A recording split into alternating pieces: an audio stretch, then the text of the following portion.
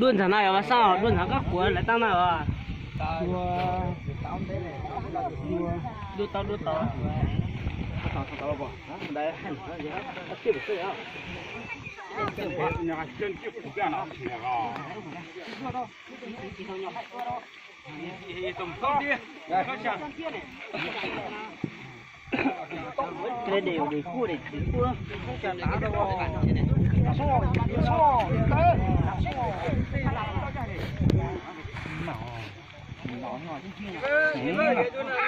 sao à?咦，不好是人真了，你晒个早上了哦。啥？你是这的晒，你是那这样太好了，啊，好着了。好了。这里啥么招呼不是啥了，人家做老的。问题很多，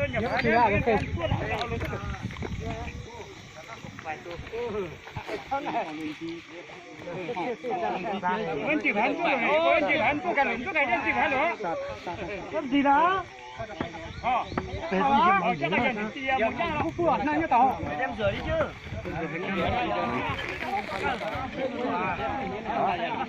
Cái này là chuyên là về lái máy xay đâu à? Lái xay thì không chở à, tên lo. nó phải biết thực thiết phải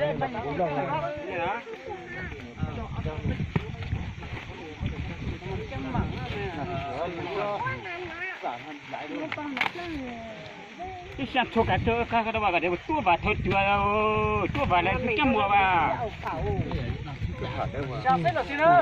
hiện tại phải yêu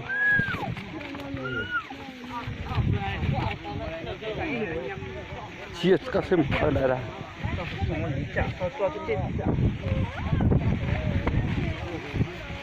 cái chuyện thế kia rồi.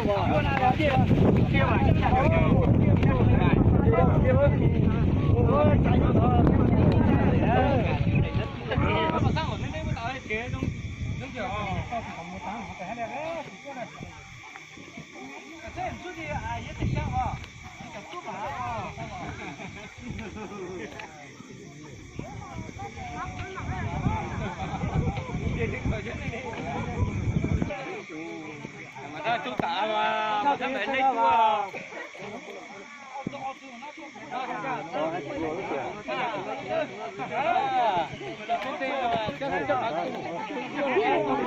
cao được không địa tổ这不没个địa tổ这是也那了这个